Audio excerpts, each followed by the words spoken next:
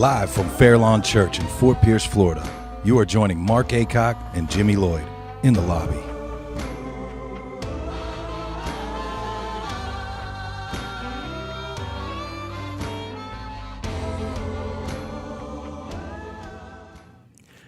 Hey guys, welcome to In the Lobby, and I am Pastor Jimmy, and obviously this is not Pastor Mark. You are much hotter than Pastor Mark.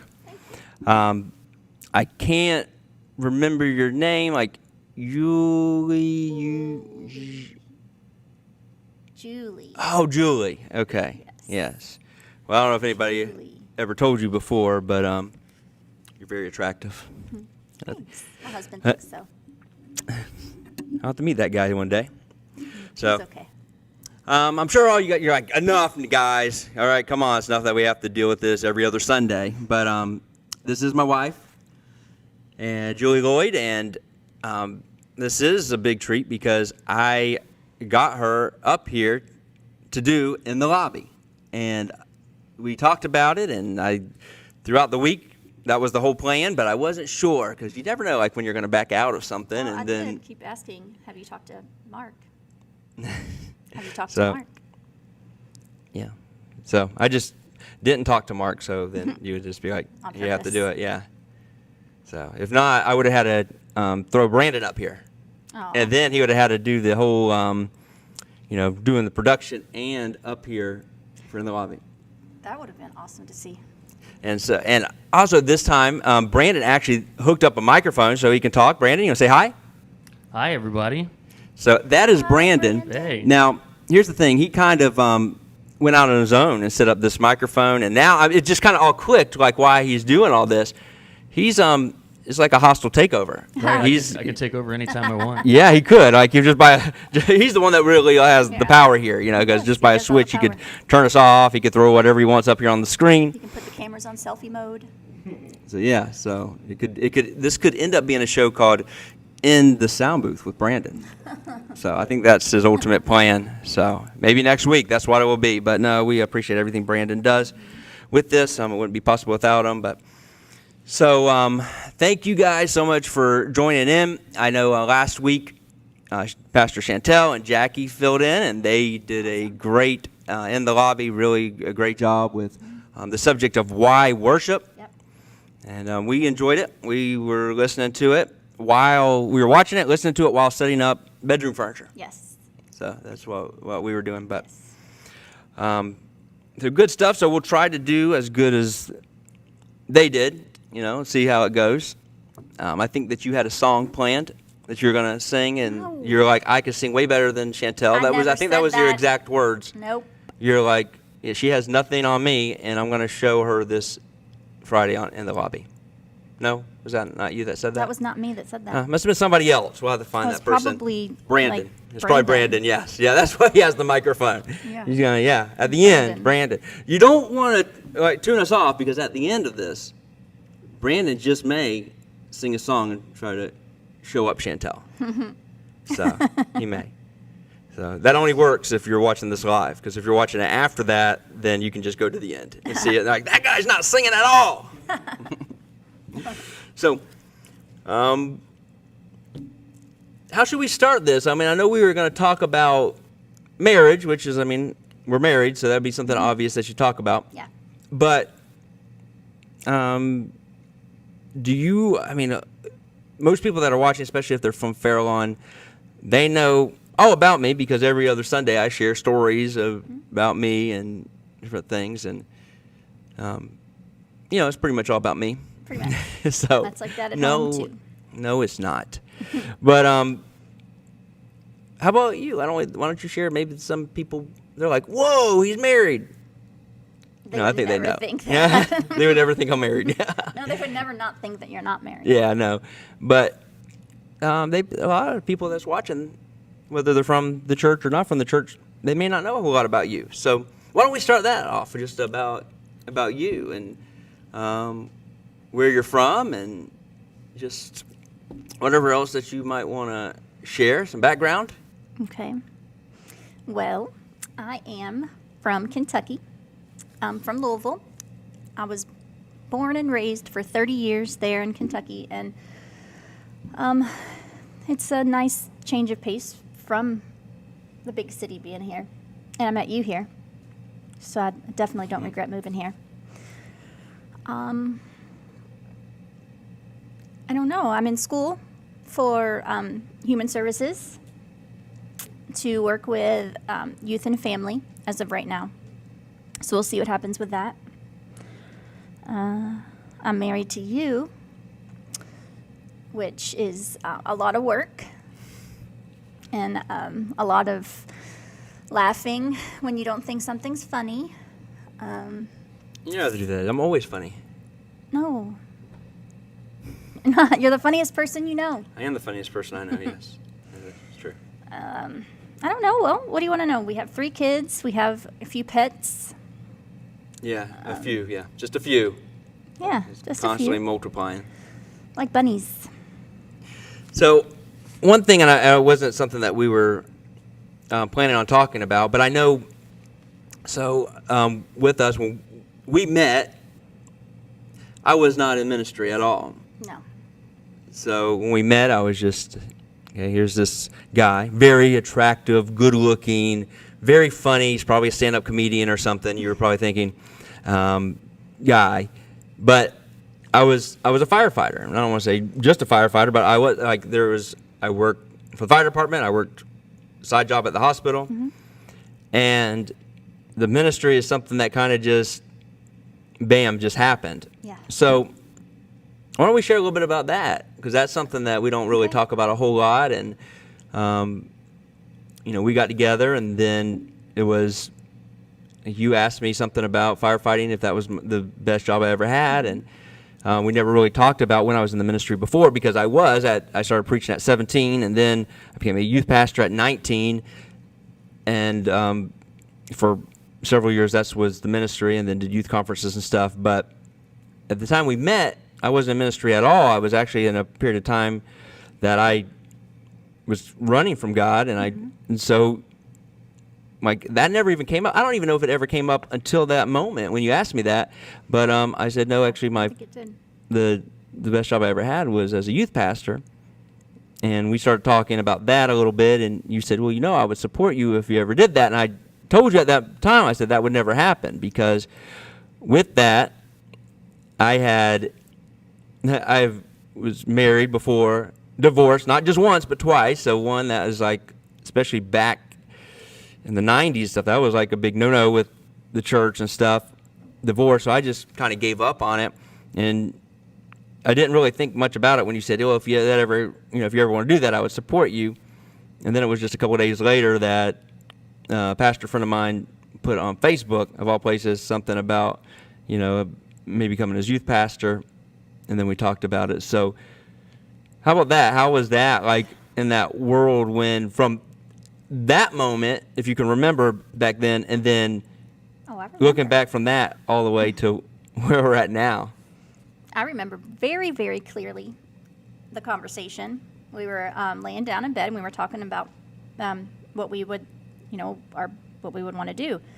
And I asked you if firefighting was your favorite job you've ever had, and you said no, it was being a youth pastor. And I had no idea about youth pastoring or church or anything. And I asked you if you'd ever want to do it again, and you said probably not. It would have to be for the right pastor. And then a couple days later, that's when you were contacted via Facebook, right, and asked if you would be interested in it. And you had lunch with him, and we talked about it afterwards. And I was like, well, no, because then it was just very funny how it worked out, because you asked me what I would want to do, and I said maybe be a teacher so I could have summers off with the kids. And they were just so happened to be looking for a first grade teacher, and you told me that. Do you remember that? Yes, I do. Yeah. So it was just very crazy how it happened, and I was very naive to all of that, because I did not grow up in the church. And you were like, it'll be a lot of work, it'll be phone calls during the night, it'll be a lot of drama. And I was like, it's okay, I love you, whatever you want to do, I want you to be happy. There was a lot of naivety. Yeah. I was so naive, and just had no idea what I was even saying back then. So right. and one thing that and a lot of people, they don't see, okay, that's Pastor Jimmy's wife, that's Julie, she's pastor's wife, and a lot of times with churches, I think Fairlawn's pretty good outside of the norm with the expectations that they put on just us in general and the pastor's wives and stuff, but there still is always that. It's like, well, this is how a pastor wife is supposed to be, which is crazy because everybody's different. And I mean, it's to say this is how a certain pastor wife needs to be is just insane. That makes it think like we just go to like the pastor's wives are us and just buy a robot pastor wife. And if only it was that easy. Yeah. So, but with that, what I think a lot of people don't really realize with you is, and I've always, it says a lot about you that you've never been like just coming to church and just being in the congregation. No. Like you got thrown into it. Like you've always been on the inside. Yes. Of the, and there's I don't care what church it is, there is stuff that goes on the inside. I'm not talking about corrupt stuff, but there's just stuff like it's like the phone calls, 2 a.m. phone calls, or 4 a.m. Having to leave the house or whatever it is, and it's stuff that I don't think you really know the magnitude of it until you're living in it. Right. And a lot of pastors' wives, they get like eased into it a little bit. It's like, okay, you grew up in the church. A lot of pastors' wives, their fathers were pastors, or something like that, or anyway. But you're the only woman I know that happened like that, where it was like you grew up Catholic, and then it's like boom, you're thrown into a church situation.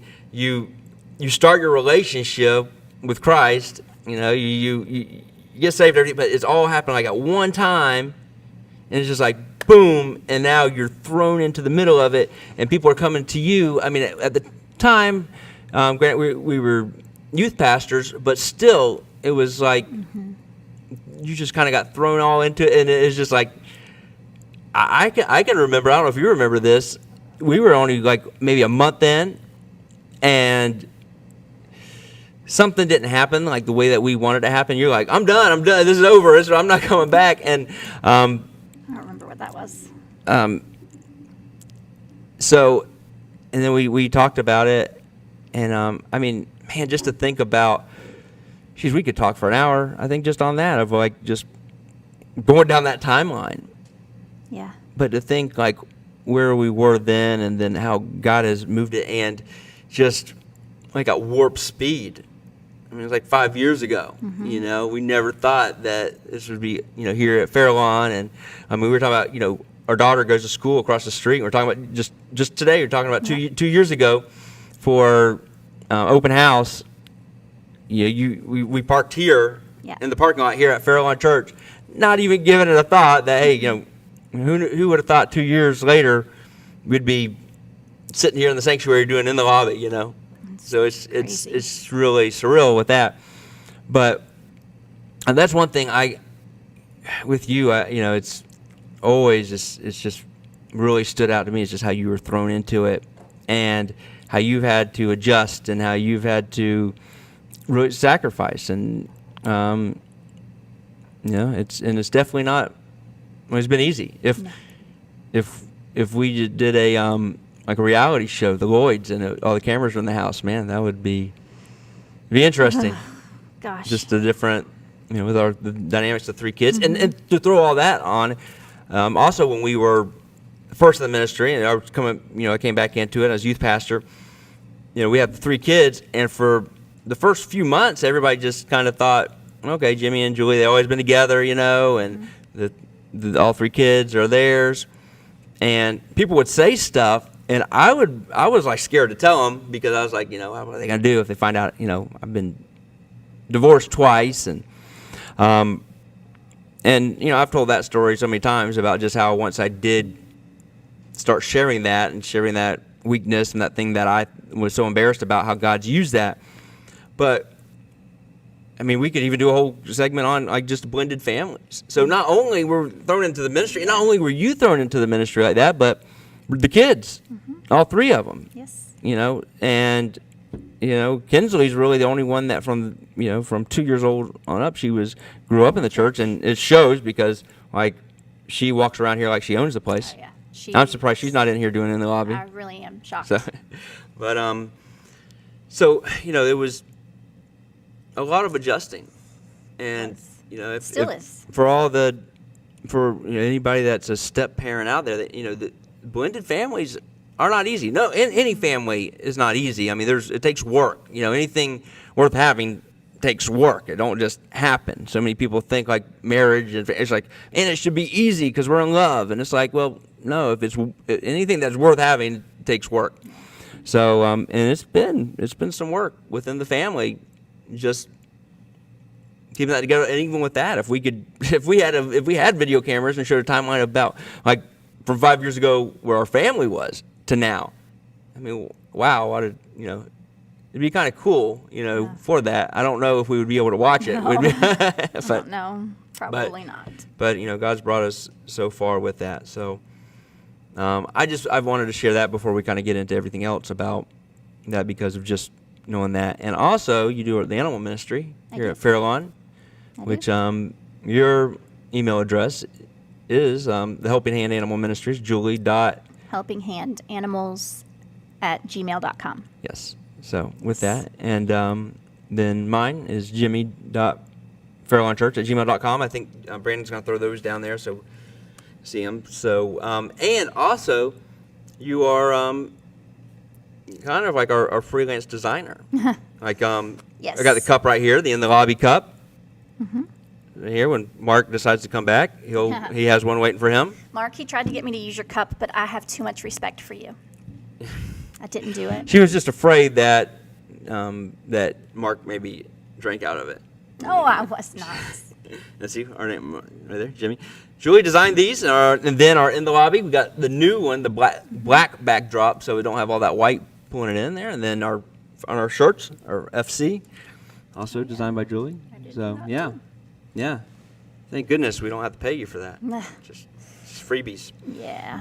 But you do that. So there's a lot of stuff though that you're involved with here at the church that people don't even know. Like, how many times have it's been like, preparing a message or whatever. Hey, baby, look this up, or hey, check. So, send this email for me. Do this, So it's kind of you there in the background, and I think whether you're a pastor or not, it's when you're married. I mean, it is you and your spouse, your husband, your wife, your team stuff, and I think sometimes we forget that, and then as a husband and wife, I mean, with being around each other and stuff, it kind of feels like that the person closest to you is the one that fights against you and stuff like that. That's and true. It's which communication is always the key to that.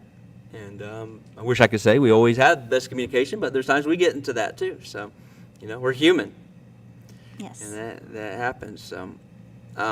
So the main subject that we talked about sharing is kind of what we touched on, but just being married in the ministry.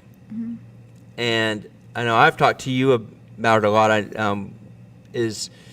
I think that it'd be great for like if you had a podcast or something that just like for pastors' wives, because so often I feel like pastors' wives are afraid to share, how they really feel.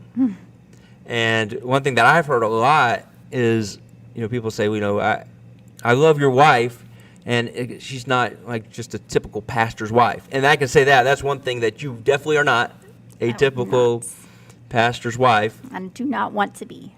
I like me. Yes. And so, and that's what's so great about you is that you're you. But why don't we start with that? I've been talking a lot, so why don't like just some of the struggles and stuff, and I don't want to say struggles. So there has been struggles, but just some of the obstacles that go on as being a pastor's wife and being kind of thrown into the ministry, and just some of the things that you have thought of and gone through and processed, and your journey. Wow. Okay. Well, I actually did do my podcast that I did for my school that I chose to do on being a pastor's wife. And, it was very, very honest, and it was, how I felt. And especially at the time, because it was kind of like a diary for me, because I just was expressing how I was feeling at the time, going through a lot of stuff. Because coming from where I came from and not having ever been really in church other than like going up through, fourth grade, fifth grade and Catholic school, I never really had to go to church. So my Wednesdays weren't set, my Saturdays weren't set, my Sundays weren't set. I just didn't have something I had to do every, few days of the week. So that was extremely tough. And I still really, I have to have a separation of that so I don't get overwhelmed in the church, because it is a lot when you aren't used to it. And having to share you with like hundreds of people, that's really hard too, because we'll be sitting there just having dinner or watching a TV show or whatever we're doing, and your wrist vibrates. And I'm like, okay. And then your phone rings. I'm like, okay. And, you're on the phone for like ever. So, and those are things that I will never get used to. I don't like to share you with all those people and then having to share you with all of our kids and with the fire department. It's very hard. It's definitely not something that I want to do at all. I don't like it. I've shared it with several people. The one thing, I can't ever think of a time in our marriage where you have been like jealous over, like another woman or anything like that. But one thing that you have been very jealous of is my time. Yes. And we've had to, and we're still working on, but it took a little bit of God kind of dealing with me to just say, with us planning a schedule and with a lot, like with us, we're the opposite on a lot of stuff. We're a lot alike on some things, but the opposite. And like with me, it's usually stuff doing like spontaneously and stuff like that. It's not a big deal. But with you, it's like, I was planning everything to be like this. Mm-hmm. And then, this happened. I was planning A, B, C, but then it became A, B, Z. And it's like, oh my gosh, and something inside of you is like, freaking out. So one thing that we've done for the past, a few months, and there's been exceptions and stuff, but it's just taken Tuesdays off, and it's been something that there's had to been communication, because there's been times just like, we're supposed to be spending Tuesdays together, but then this happens at the church, or then this happens, and I think this past Tuesday was the first time where, because you said something, and you probably have said it to me several times before, but it just clicked, and like I took off my watch. Yeah. And, because before I got put it on the phone, but then, my wrist vibrates. And, it's weird. Before I didn't even wear watches. And then a few years ago from Blueprint, they got me the Apple Watch. And now it's like, I feel naked if I don't have my Apple Watch on. Yeah. So, taking that off and doing that. That's, the people in the church and, in the office and stuff, I think they do well with respect to that. Tuesdays are, hey, is Jimmy and Julie's day, and there's still stuff that happens, stuff that comes up, and we understand. But that's one thing. It has been, and you've expressed it before. It's like it's difficult sharing, my husband's time. And it's not just. It's really just like. It's every day. It's not just like, okay, it's just Sundays, or just Wednesdays. It's every day. It's every day, because there's always stuff going on. Yeah. Yeah, and that's just part of being a pastor. You have a pastor's heart, and people are just drawn to you, and there's nothing that, I would want to do to change that, because, people need you. They'd be a lot of people, you've changed their lives, and I've seen it. I've witnessed it, and I would never want to take that away from them, but it does suck when, we're planning a date or we're planning something and you get a phone call and you're like on a phone call for like an hour or 20 minutes. So let me ask you this. So I know the answer, but with it, so is there ever times, because I mean, pretty much our whole marriage, we've been in ministry, and then on top of that is every third day at the fire department, I'm gone for 24 hours. But is there ever times where it's just like you're like, man, I wish he just was a firefighter. We wish for the fire department. Has that crossed your mind? A lot. Yeah. All the time, really. At least once a week. Once a Maybe week. Twice. Wow, twice a week. Yeah, it does. It crossed my mind a lot because I'm overwhelmed a lot because I think about it. We literally met in August of 2015 and we got married in April of 2016 and we went into ministry April 2016. So we really have only gotten 6 months together? Where we could maybe be married and not have all these extra responsibilities, because when you were a firefighter, you just came home and that was it. Yeah. And now you have this whole other job where other people depend on you, even when you're at home. And it's not just me, it's not just the kids, it's hundreds of people. So it is very hard. And I do wish that I would have never asked you that question, is firefighting your favorite job? Because sometimes I do regret that answer. Yeah. How do you think, though, so with that, because I know before you've talked, and you're actually one that has said it, is this is, with pastoring, this is what you were created to do. This is what you're called to do. I remember you saying that to me. Yes. So, and I know we've talked about it, because there was one point back when we were youth pastors where I did resign in our marriage, and it ended up only being like a 1 month thing. But it was just like, this, my marriage, and it always will be my marriage and my family. That's first. That's I know there's times it don't look like that, but there was a time when that happened. With that, though, with you seeing that, so that has to be sometimes a struggle with you, though, because it's like, okay, I know this is what he was called to do, but I wish he didn't do it, So how do you deal with that? How is that like? I don't deal with it. People look at me all the time, and they see my face, they see my reactions, they see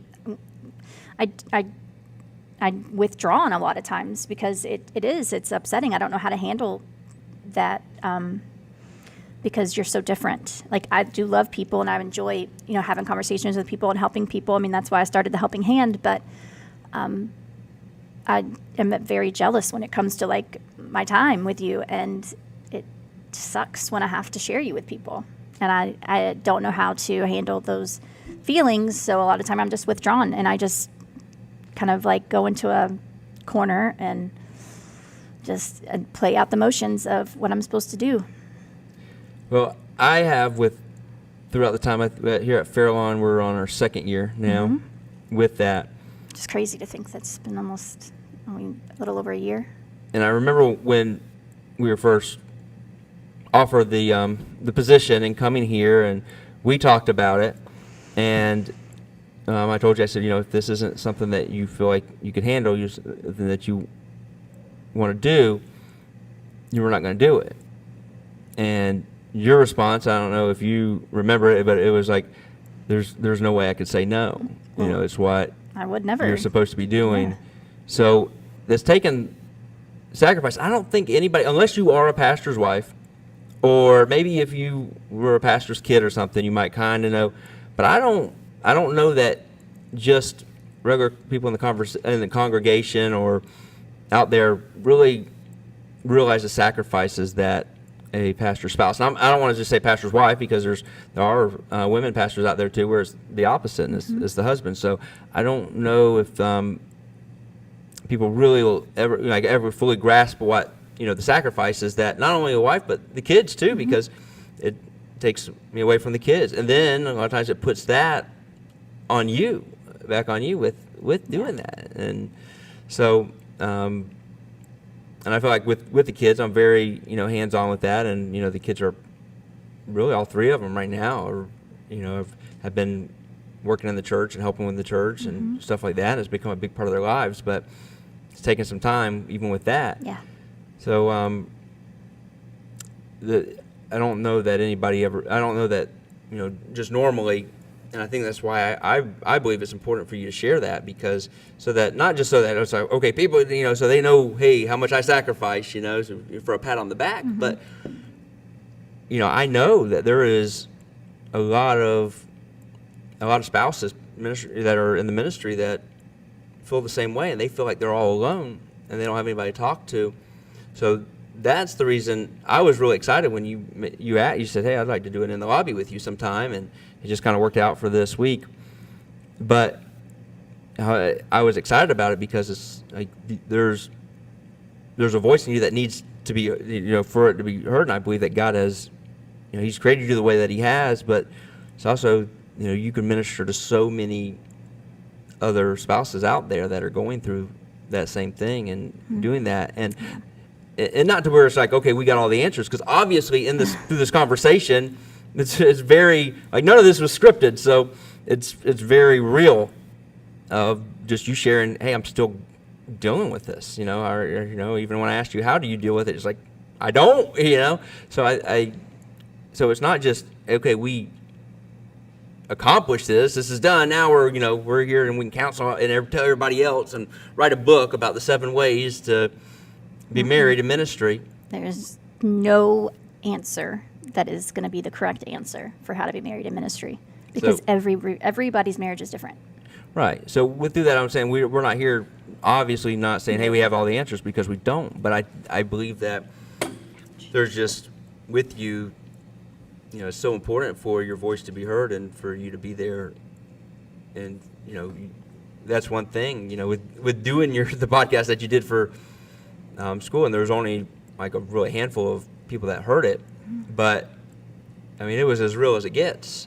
And I think that's so needed, because there's so much fake within the church, and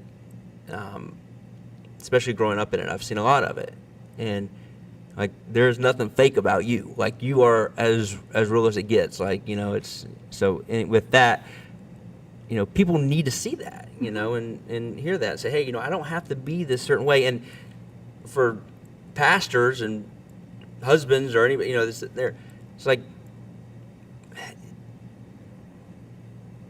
there's been, trying to figure out the best way to put it, but, there's been times with things, it's like, man, I just wish Julie was like the typical pastor's wife, and then, it just, but I really don't. But in that moment, like, the enemy starts messing with me, and it's like, man,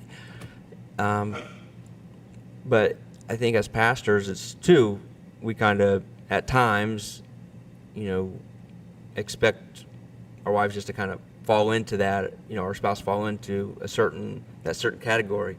Yeah. And then that just brings resentment. Yeah, it does. There's a lot of, I have a lot of resentment, towards church in general. And that's why I told you that I could never tell you not to take the job at Fairlawn, because I knew that it was something that you were called to do. And I felt like that you would have resented me forever, because you would have always asked, well, what if I would have done this? And the only reason I didn't do this is because you didn't want me to do this. And I don't ever want to be the person that keeps you from, your calling. But I don't know. I don't know that. Everybody says that God calls, a couple as a husband and wife, but I don't ever feel like I was called into the church as a pastor's wife. So with that, so there's times that we have done stuff. And where are we at on time, Brandon? 34 minutes. No, we're good. Okay. I feel like I've been talking forever. You have. Like, this is like way more real than when Mark and I is real, but this is like, okay, because it hits home, and not that this is not stuff that we haven't talked about before, but with that, why do you can you go into that a little bit about not feeling like, because you've expressed, you feel like, you're supposed to be my wife. Mm-hmm. And then you've also expressed, there's no doubt God's called you. This is what you're supposed to be doing. So maybe kind of go into that a little bit of just your thought process, and with that is like, okay, why is it that you don't feel like you're called into being a pastor's wife? Is it because you feel like there's a certain stigma with that, or like, just can you go into that a little bit? I definitely think there's a stigma. People often, they tell me, oh, you're a pastor's wife, you're a pastor's wife. And I tell them right back, well, my husband's a pastor. I don't like to refer to myself as a pastor's wife because I don't feel like a pastor's wife. I mean, I do in a sense that I share you with all the hundreds of people that I do, but I don't feel like I don't feel like I'm pulled into the church. And it's not anything that anyone has not made me feel, because everyone has always been so welcoming to me in every church that we've been to.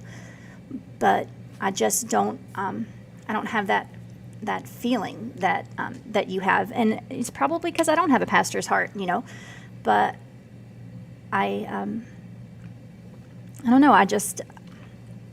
I don't feel like, I look around sometimes on Sundays and I'm like, all these people come here because they want to be here. And I feel like sometimes I come because I'm expected to come, not because I want to be here. But when I do get here, I love, being here and fellowshipping with everybody. But it's like I've always felt like I'm just expected to be at church, not that I want to be at church. And so I think a lot of it, where I'm just, so much is expected of me to feel a certain way, and I just don't. Yeah, I mean, that has to be a struggle, is with that, because you've never really been allowed to even know if you want to come to church or not, because it's kind of been like, okay, I need to. Mm-hmm. It always says a lot to me is when, we have two services here at Fairlawn. We have a 9 a.m. and 11 a.m. on Sundays. And, it happens actually quite often is, you walk in the middle of the first service, mm-hmm. and it's like, okay, I just get that. It's like, I know she wants to be here, because that's one thing, that hasn't been expected. So it's like, okay, I know that, she wants to be here for that. And it's kind of cool to see that. Mm-hmm. I come most of the time just so I can sit with you. Yeah. So mostly it. And, sometimes I like to listen to other people speak. They're not nearly as good as you, though. No, yeah. You're not telling anybody anything they don't know. So, yeah. Duh. Captain Obvious. So what are some things that we've done with this? Because obviously, it's, with throwing it out there, it's still something that is a struggle. And for people that don't know, we were youth pastors at a church, and then we went from that to starting the Blueprint Experience, which was what we had on Saturday nights. And we went from youth to our home group, and we did that for quite a bit of time, like almost 8 months. And that's where I was my happiest in ministry. Yeah, in the home group? Yes. I like small groups of people when it's very intimate and casual. I don't like the whole big service thing is just not, I don't feel comfortable as I did just sitting in our room worshiping and talking. But they're even with that, and of course, that's why I love home groups, because mm-hmm. it is so intimate.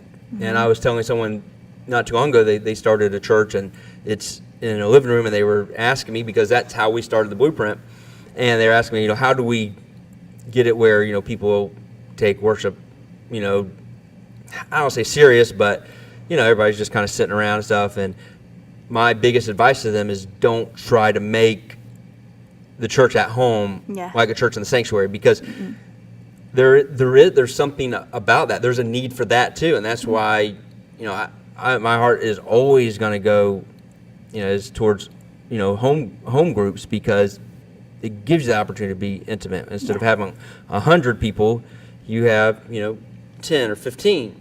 And with our home group, the reason it started getting to where we were like sardines in our house, mm-hmm. you know, it's like, okay, we got to do something, you know, and that's kind of how the blueprint kind of came out of that. And out of the home group, came out like the core leadership team I did. from The blueprint, which you know, and then through that, you know, most of us are still together with here at Fairlawn. So yeah. it's kind of cool to see that, and you know, a group of people that I really feel like God put us together with to do ministry. But you know, with there's something that the intimacy where it's, you know, it is there for the home groups, and I think it is so important. Right now here at Fairlawn, we don't have. I think we may have one home group going on right now, but it's not a big ministry, which I would love to see that happen, because that is the time where, you know, you really can fellowship and bond with people and stuff like that. Now, with saying that, I think it's because people talk a lot of times about, you know, with me being on stage and, you know, especially like with the camera and stuff. What people don't know a lot of times, they're like, man, you are like a natural in front of the camera.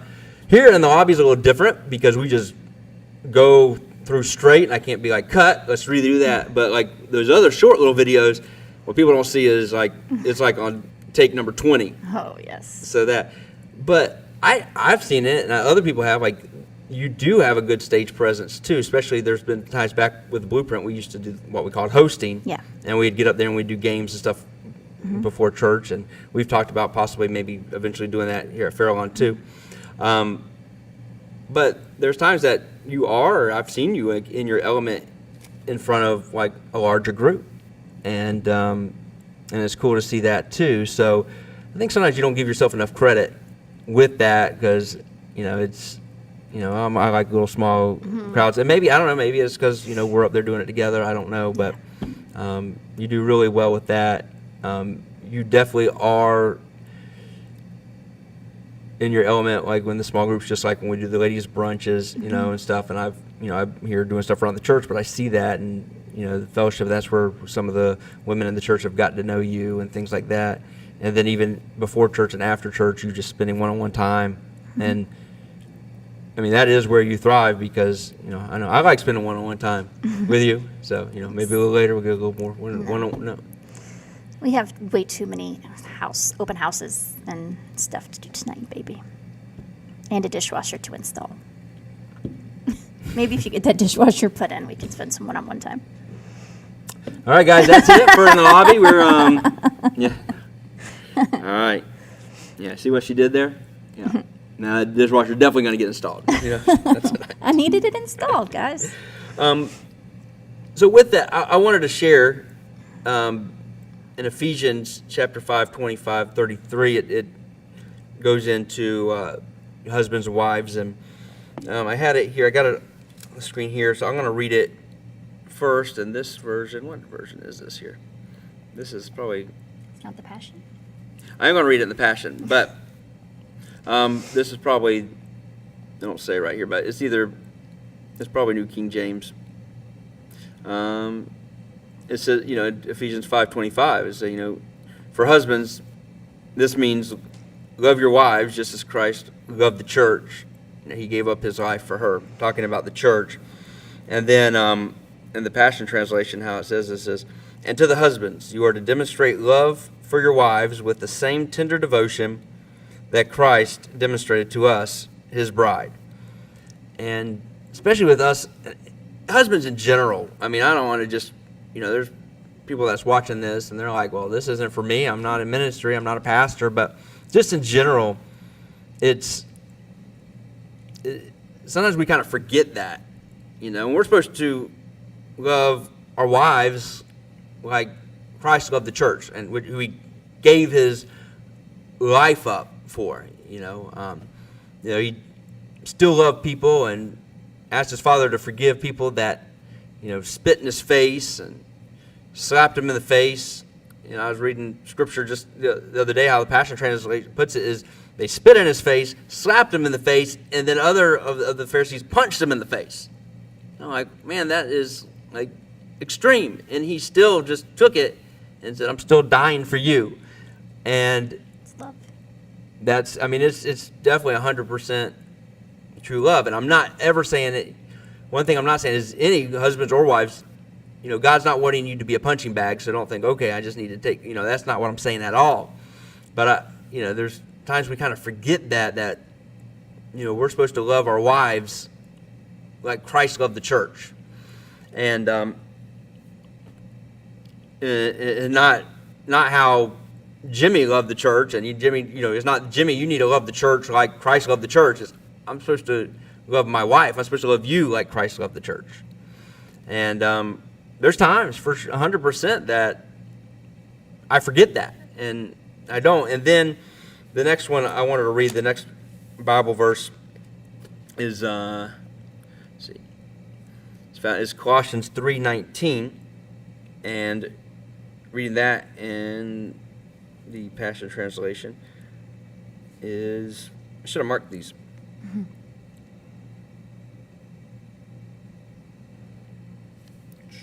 Is it not? It is. This is let every husband be filled with cherishing love for his wife, and never be insensitive towards her. And that, I don't know if there's any husband other than my granddaddy. He might could read that and not feel convicted. But I don't know if there's any husband that can read that and not feel some conviction. It's like, never be insensitive. Like, I mean, there's some times I've been insensitive. There's times, it's so.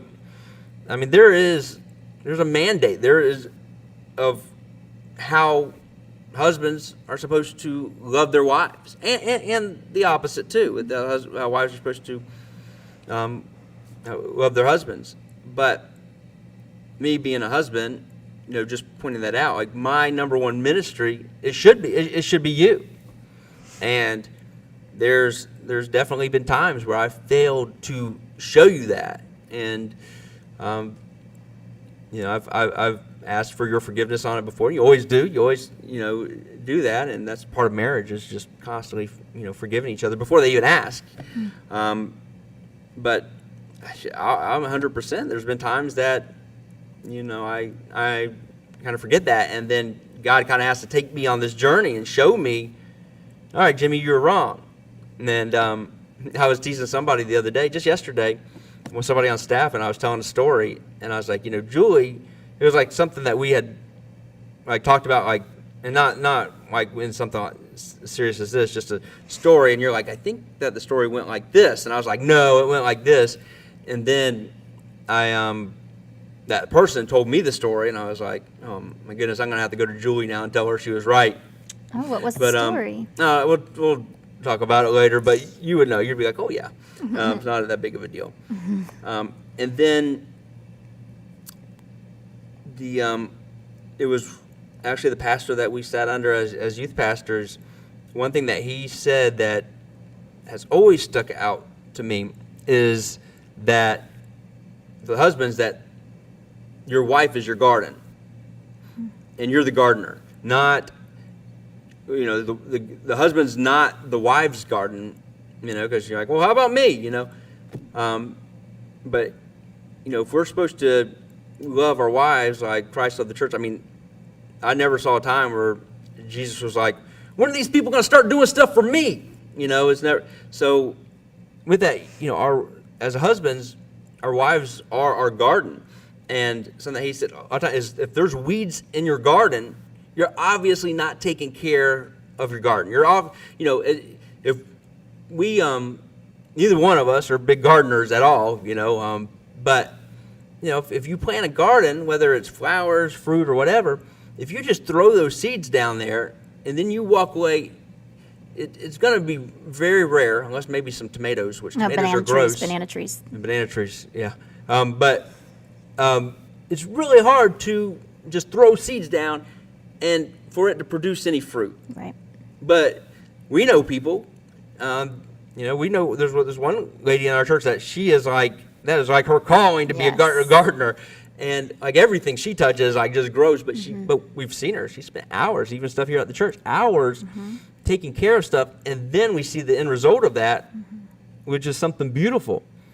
But it didn't just happen, just overnight, it was taking care of it. And that's something that has stuck with me for the past, say, 5 years or throughout our marriage, is that, you are my garden. God's given me you to take care of you with that. And at times, is if there's weeds in my garden or if it's not producing fruit or something, I need to go back and look at Jimmy and say, am I doing what I need to do as a gardener with this? So that's something that has helped me, over and over again. Is just my wife is my garden, and I need to take care of it. And how do I do that? Well, spending time with you and us spending time. I mean, something I will say we do often, but I know you're going to say not often enough. It's just in the mornings, waking up, drinking coffee, and just we don't do talking. it enough. That's my favorite thing. Yeah. So, and with that, we do devotions together. Or sometimes we'll just sit there and talk. And but your garden's not going to produce fruit if you don't spend any time in it, taking care of it, and doing that. So, and not that's the only time we spend together. But you've made the comment is your day just it seems everything just kind of goes by better when that happens. When we do that. So I think that's important. And I wanted to share that for any husbands, whether you're in ministry, not in ministry. Looking at it as your wife is your garden, to take care of it and to do that. And then if you do that, then when that fruit comes up, when you have a garden and it's producing fruit, then the garden takes care of you because you get to go out there and eat that fruit, whatever fruit it is. It's not a sexual reference. I know that's what you're thinking. It's not at all. So, but it does. Then it comes back, and the garden nourishes you and gives you what you need because you took care of that garden. So, and then also that happens, too. It's like as a husband or as a spouse, it's like, well, something's wrong with this soil. It's not producing anything. So then you go and you get another garden, and happens a lot of times. It's like, man, this garden has weeds too. Like, well, yeah, let's look at the gardener a little bit, not just the gardens here. So, I just think that's important too. I just wanted everybody to know that. So, what are some things, just as we wrap up, what are some things that as a married couple in ministry, and even I think this will help people out of ministry too, because I think that's always, communication and spending time together is always a struggle. But what are some things that's worked, and what are some things that's not worked? You're terrible at time management, so that doesn't work. But I think scheduling is good. I think having in our calendar that we're going to spend this day together, and we have been trying to take every quarter we'll try to go away for a few days and just take some time away from church, kids, school and stuff like that. And that works because, we are able to kind of just reboot our love tanks, I guess, you could say. And so that works. It really is hard because you aren't a timely person. You're like, oh, I'll be home by this and this time. And I'm like, 3 hours later, you're still not home. And I'm like, okay, I'm going to bed. So I don't know. It's hard, for us in that sense, because if you're here during the day, then I don't plan on you being home at night because you just get stuck here. So I'm not sure, that doesn't work at all for us. But, just having that set time where we don't come into the church, and we don't come in and do this. We take time away from the kids and stuff. I mean, that's really the only thing that's been working for us is just having that day, which, is going to move to Fridays now because. Right. And so with that, I know just last week we took not just the one day, we took 4 days and just spent together and which it seems like when we do have those days to spend together, we end up doing stuff, but we're doing it together. We put furniture together and painted and stuff like that. I know with me, I am. It's one of those things. It's like you constantly work on it. Is time management. And anybody that knows me, they're like, yeah, he's terrible at time management, and I am. with saying that, back like when I was in my 20s and 30s, I was even worse. So with that, it's it's something that I think it's something that I'm going to constantly, be struggling with. But one thing that's helped with me is I'm not great at time management, but you are better with it. So thank God for this thing called, Google Calendar that, we share stuff. Yeah. And I mean, there's been times where you had to be like, well, this isn't in the calendar. But that's helped. And just, you do, just you keeping me. Yeah, and I look really mean when I'm doing it. I'm like, okay, baby, let's go.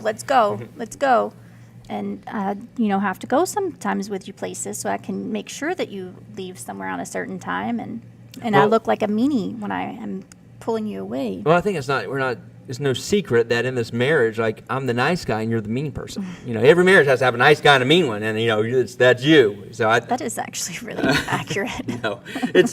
No, I'm just kidding. But sometimes even with me with needing that, I think that's one thing that has worked. And even with that, there's a lot of times where there's sacrifice with you. But I mean, there's been times like me getting up, going to the fire station, like you've woken up at 5 o'clock in the morning with me, and we've had coffee then. And but it's still that spending time. And one thing that I love about you is like you're like, I want to spend time with you, but it's not always like, so you need to come and spend time with me. It's like you've made sacrifices, or you've found ways for us to spend time together too, like waking up at 5 in the morning. And you are not a morning person at all, but is that important to you, where it's like, okay, I'm this is what I need to do. And with that, and there's times where just us FaceTiming each other even when we're not together, and doing devotions and praying together and things like that. And just being on the same page. And there's times where we've got off the page, and you've been on this page over here, and I've been away on this page, totally different books. But, it's taken one of us to say, hey, you know what, we need to get back, on the same page. And and there's been times where we both have played that role of that. But we've always respected each other, where it's like, okay, I didn't really realize that we were on the same page. And then we've gotten back on it. And that's probably something, just going through marriage. Hey, man, geez, I think the divorce rate in the world is the same as the church. Like, there's no difference, which is a shame, but there's no difference. It's the same exact percentage. So it's, this marriage thing's not easy. No. It's not like, oh, we loved each other and that's it, no. You add in church too. And then you add in a blended family, and whew. They have, within the top 5 occupations that you divorced, like firefighter is like number 2 or number 3 somewhere, and paramedics in that too. But they have a separate. I'm a firefighter and paramedic. But then, which can be surprising or not surprising if you've been in ministry, pastor's number 5. Oh wow! So it's like, out of that, I have 3 occupations that are in that, and then you throw on top of that is the more times people think, well, okay, well, my next marriage is going to be better. Well, no, the divorce rate in the second marriage is worse, and then the third marriage is worse, and so you add all that. It's like, man, the cards are stacked up against us. But I think with just any marriage or any relationship, and even like friendships and stuff, it's it takes work for relationships. Relationships with your kids, relationships with your spouse, relationship with your friends, with your coworkers. I mean, it takes work. And if anybody's expecting just a relationship just to work, or just to kind of fall into place and never be anywhere, I think you're probably fooling yourselves. And if you're like, well, no, I got a relationship with this one person, it's not any work. Well, it's probably because that other person's doing like twice as much work, so that you don't, that's why it feels like it's not. But yeah, man, relationships take work. They do. And if it's important, anything worth having is going to take work. Yeah. And there's no doubt you're definitely worth having. And thanks, baby. So, and I love you, and we tell each other that often, but there's no way that I would be where I'm at, or even be doing any of this without you. And I think it just says so much, one, that you came on this in the lobby, and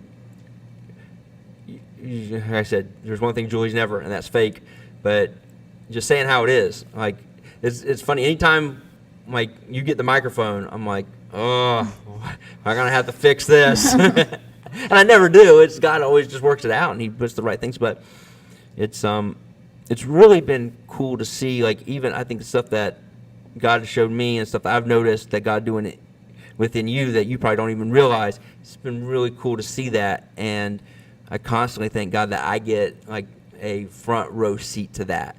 Like, Thanks, baby. And it's just really awesome, and I for me, I can't wait to see what God's going to continue to do in your life and your ministry, and of course us together as a us as a family with all 5 of us. But I just want to tell you, and for everybody, thank you for all you do, and just loving me the way you do, and just constantly having my back, and us just walking through this thing together. So thank you. Oh, yeah, make me cry.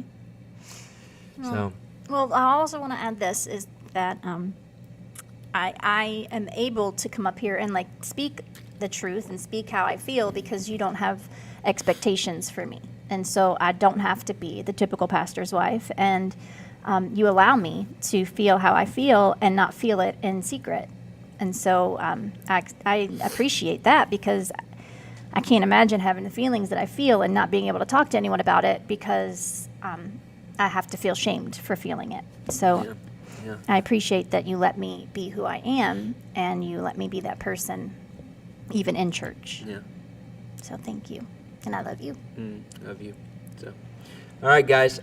I got a dishwasher to install, so I'll just tell you guys, thank you so much for tuning in and for in the lobby, and hope to see everybody this Sunday, either 9 a.m. or 11 a.m. Or both. Or both. You can come, and always big advocate on that is coming and sitting through both of them. Brandon sits through both of them. You can join Brandon for both services. Or me. I'll probably come for both. So I'll be speaking this Sunday. So at this moment, I have no idea what I'm speaking on.